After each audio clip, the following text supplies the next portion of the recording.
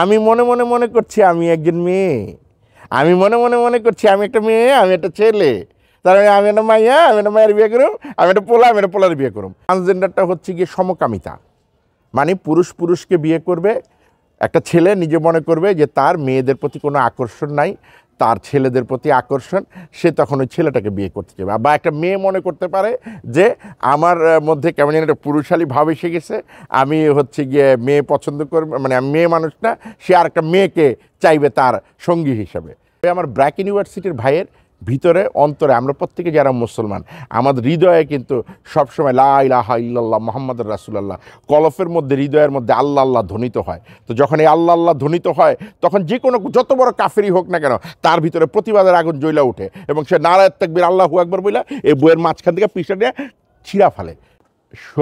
শরীফার যে গল্পটা, এটা আসলে একটা সুকৌশলে আমাদের যারা হচ্ছে গিয়ে ইসলামী স্কলার্স আছেন বা যারা ধরেন আমাদের ধর্মীয় বিষয়ের লোকজন আছেন, হ্যাঁ, তো ওনারা হচ্ছে গিয়ে কথা বলেছেন বা ওনারা যে কারণে ধরেন এইটার সাথে প্রকাশ বা প্রতিবাদ করেছেন, তার কারণ হচ্ছে যে রাব্বুল আলামিন পুরুষ জাতি সৃষ্টি করেছেন, মহিলা জাতি সৃষ্টি করেছেন এবং থার্ড জেন্ডার, এই তিনটা আল্লাহর হচ্ছে গিয়ে মানুষ তৈরি করা। আর এই গল্পে যেটা সূক্ষ্মভাবে ট্রান্সজেন্ডারকে থার্ড জেন্ডার বানানোর অপচেষ্টা চলছে, মানে গল্পটি বলা হচ্ছে গিয়ে ট্রান্সজেন্ডারের, কিন্তু বুঝাইতে চাইতেছে থার্ড জেন্ডার। এখন ট্রান্সজেন্ডারটা কি আগে বুঝতে হবে। ট্রান্সজেন্ডারটা হচ্ছে গিয়ে সমকামিতা, মানে পুরুষ পুরুষকে বিয়ে করবে। একটা ছেলে নিজে মনে করবে যে তার মেয়েদের প্রতি কোনো আকর্ষণ নাই, তার ছেলেদের প্রতি আকর্ষণ, সে তখন ওই ছেলেটাকে বিয়ে করতে যাবে। বা একটা মেয়ে মনে করতে পারে যে আমার মধ্যে কেমন যেন একটা পুরুষালী ভাব এসে গেছে, আমি হচ্ছে গিয়ে মেয়ে পছন্দ করব, মানে আমি মেয়ে মানুষ না, সে আর একটা মেয়েকে চাইবে তার সঙ্গী হিসাবে।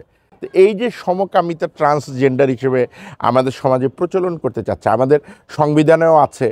আমি একজন অভিজ্ঞ লোকের সঙ্গে, রাজনীতিবিদের সঙ্গে আলাপ করেছি, উনি বলেছেন যে 2 বছর নাকি কারাদণ্ড কোনো সমকামী ব্যক্তি যদি হচ্ছে, কোনো ছেলে যদি কোনো ছেলেকে বিয়ে করে বা কোনো মেয়ে যদি মেয়ে বিয়ে করে, আমাদের সংবিধানে নাকি আছে 2 বছরের কারাদণ্ড বিনা হচ্ছে গিয়ে জামিনে। তো তাহলে সেইখানে কিভাবে আমাদের দেশের এই 7ম শ্রেণীর এই বইটাতে, ইতিহাস ও সমাজবিজ্ঞান এই বইটাতে ঢুকাই দিছে আমি জানি না। এবং এটা নিয়ে কিভাবে আমাদের মন্ত্রণালয়ের বা অন্যান্য যারা আছেন তারা না পড়ে বা না বুঝে ওনারা সমর্থন দিচ্ছেন, তাও আমার বোধগম্য না। কিন্তু আমি যখন বইটা পড়েছি, আমার কাছে মনে হয়েছে যে থার্ড জেন্ডারকে এরা হচ্ছে ট্রান্সজেন্ডার বানানোর একটা প্রক্রিয়া এখানে চালাইছে। এখানে যদি থার্ড জেন্ডারের গল্পটা করতো তাহলে কোনো সমস্যা ছিল না, কারণ আমাদের থার্ড জেন্ডারের ভাইরা অনেক কষ্ট করে, অনেক লাঞ্ছনা, অনেক বঞ্চনা ওদেরকে সহ্য করতে হয়। এরা মরার পরে এদের চাল খুলে নিয়ে কবর দিতে হয়, ওদের অনেক কষ্ট ভাই। ওদের গল্প কিন্তু এখানে বলে নাই। ওদের গল্প বলতে গিয়ে এখানে সমকামিতার গল্প বলছে। আমি মনে মনে মনে করছি আমি একজন মেয়ে, আমি মনে মনে মনে করছি আমি একটা মেয়ে, আমি একটা ছেলে, তার মানে আমি একটা মাইয়া, আমি একটা মায়ের বিয়ে করুম, আমি একটা পোলা, আমি একটা পোলার বিয়ে করুম।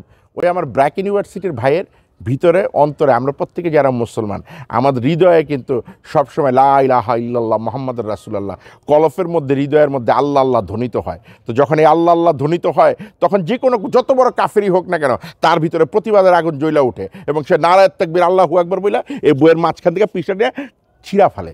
সে কিন্তু তখন আর মৃত্যুকে ভয় করে না। তারা তাকে বহিষ্কার করে কি প্রমাণ করতে চায়? দেখেন, মানে আমাদের দেশে আপনি দেখবেন যে কিছুদিন আগে ওই যে নাইলা নাইমের ঘটনা নিয়ে, লাইলা মামুনের ঘটনা নিয়ে ওই যে আরেক দেশের মেয়ে আইসা আমাকে এখানে স্যান্ডি সাহা আইসা কিন্তু সমাধান করতে চাইছে। তা আমাদের এই যে বিতর্কিত বিষয়গুলো, এগুলো নতুন কিছু না। এই ব্র্যাকেরও অনেক ঘটনা আছে, আমি যে তথ্য উপাত্ত সংগ্রহ করতে গিয়ে দেখলাম ওনাদেরও এরকম বহু আলোচনা আছে বা সমালোচিত ঘটনা আছে। হ্যাঁ, এবং মানে এমন এমন ঘটনা আছে যে যেগুলো ধরেন হয়তো বললে ওনারা অনেক বড় প্রতিষ্ঠান, দেখা গেল যে আপনাদের বিরুদ্ধে বা আমার বিরুদ্ধে লিগ্যাল নোটিশ পাঠাইতে পারে, যেগুলো মানুষও জানে। আমি এটা এতটুকু বুঝতে পারি যে এগুলো মানুষও জানে। আপনারা ইন্টারনেটে বা ইউটিউবে দেখলে দেখবেন ব্র্যাকের এরকম বহু ঘটনা আছে, পাবেন। তো এইটা আসলে ব্র্যাকের নতুন কোনো ঘটনা না আমার মনে হয়।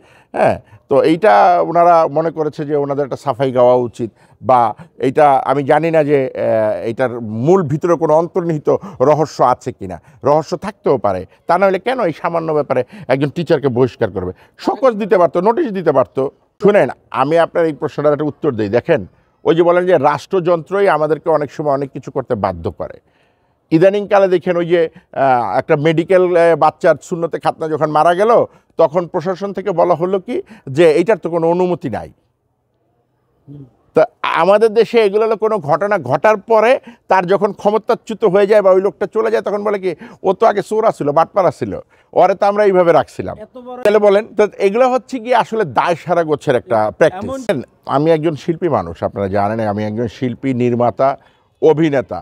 তো এই যে বয়কট করার বিষয়টা, এইটা আমি আসলে ওইভাবে বলতে পারবো না। আমি ধরেন যদি ব্যক্তি আমি হইতাম, ব্যক্তি আমাকে জিজ্ঞেস করতেন, আমার হৃদয়ে লা ইলাহা ইল্লাল্লাহ মুহাম্মাদুর রাসূলুল্লাহ ধ্বনিত হয়, নারাত তাকবীর ধ্বনিত হয়, আল্লাহু আকবারও ধ্বনিত হয়, কিন্তু অনেক সময় সামাজিকতা এবং বিভিন্ন কারণে আমরা সেই ধ্বনিটাকে উচ্চারণ করতে পারি না। এটা এক প্রকার ব্যর্থতার দায় মেনে নিয়েই আমি আপনার এই উত্তরটা দিতে হবে, যে এর উত্তরের ভার বা এইটার উত্তর আমি যে যারা দর্শক তাদের কাছে ছেড়ে দিব।